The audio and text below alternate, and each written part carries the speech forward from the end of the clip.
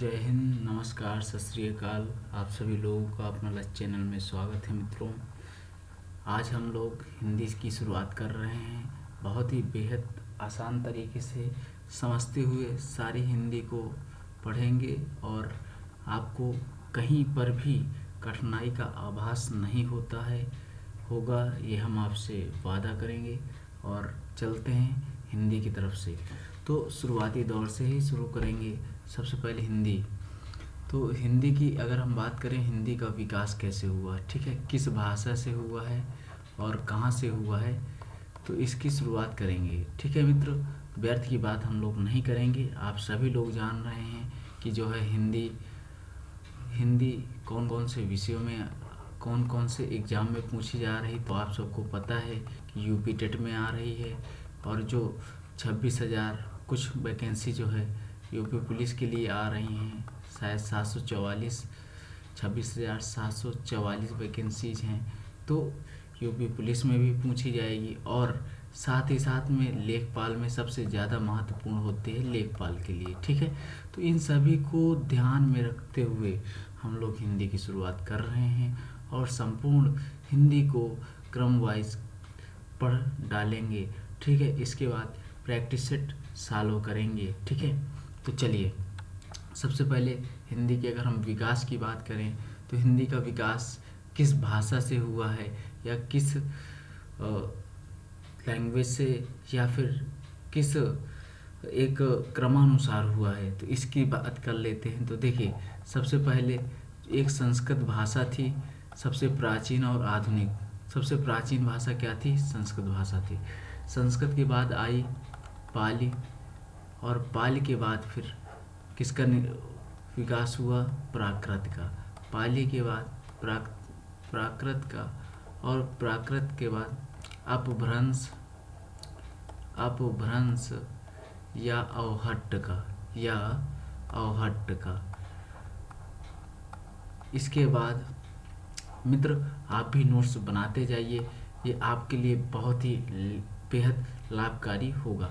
तो सबसे पहले संस्कृत का, फिर पाली का, फिर प्राकृत का, फिर अपभ्रंश या अवहट्ट का, और इसके बाद किसका निर्माण हुआ? हिंदी भाषा का जन्म हुआ, यह कह सकते हैं। ठीक है, तो इसके बाद किस भाषा का जन्म हुआ? हिंदी भाषा का जन्म हुआ। तो इस क्रम में आगे फिर देखते हैं, इस तरह करके हिंदी भाषा का जन्म होता है। और भाषा को पहचानने के लिए सबसे पहले हमें वर्ण का ज्ञान होना चाहिए। ठीक है, तो चलिए वर्ण क्या है? तो ध्वनि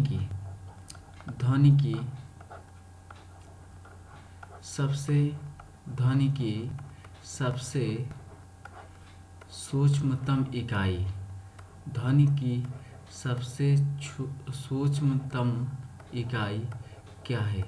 तो आपसे अगर ये पूछा जाता है कि ध्वनि की सबसे सूक्ष्मतम इकाई क्या है, तो वह क्या है मित्र? तो वह है क्या?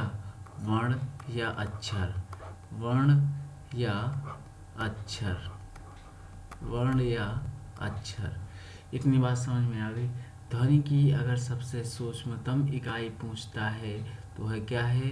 वर्ण है, या फिर हम अक्षर कह सकते हैं। ठीक है, अब वर्ण क्या है इनको समझ लेते हैं। तो वर्ण, कुल वर्णों की संख्या देखा जाए तो 52 अर्थात 52 है। कुल वर्णों की संख्या कितनी है? 52 है। कौन कौन से होते हैं? तो देखिए, वर्ण का से लेकर जो स्वर और व्यंजन, वर्ण की अगर बात करें तो वर्ण के दो भेद होते हैं। कौन कौन से? तो वर्ण के दो भेद होते हैं, स्वर और व्यंजन। तो वर्ण के कितने भेद हुए? दो हुए। कौन कौन से? स्वर और व्यंजन भेद होते हैं।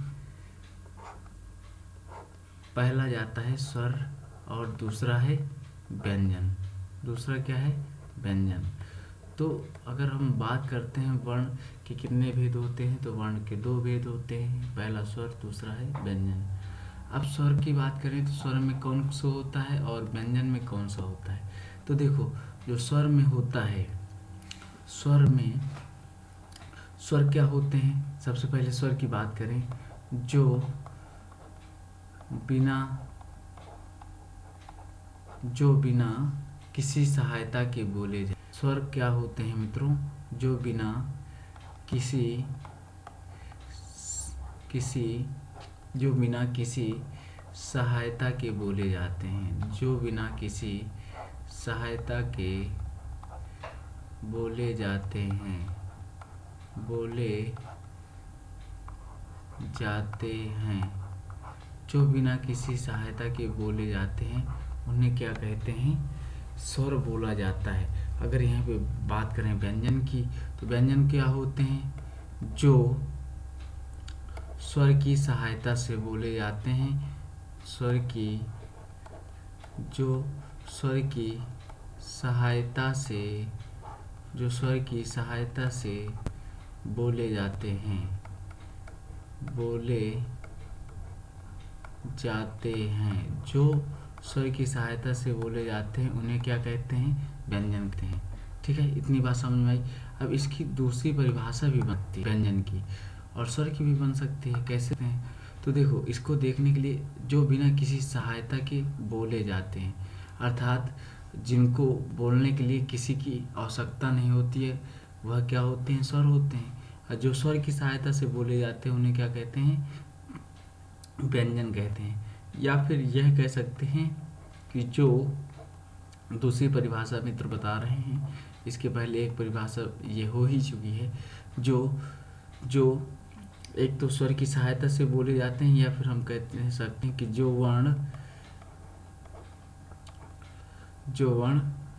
बिना किसी जो वर्ण बिना किसी सहायता के ना बोले जा सकें। अब देखो, परिभाषा तो हमने लिखा थी आपको, लेकिन आपको समझ ये नहीं आया होगा कि ये क्या। तो चलिए इसको हम समझते हैं कि हमने देखो बताया कि जो बिना किसी सहायता के बोले जाते हैं। जैसे अब हम बोल रहे हैं आ बोले, तो आपको पता है कि आप में किसी की सहायता नहीं लेनी पड़ी। बड़ा आ बोले, किसी की सहायता नहीं लेनी पड़ी। छोटी ई है, बड़ी ई है, छोटा ऊ है। इसके बाद ऋषि आता है। ठीक है, ऋषि आता है। ऋषि के बाद क्या आते हैं? ए आते हैं, ऐ आते हैं और ओ आते हैं। इसके बाद औ आते हैं।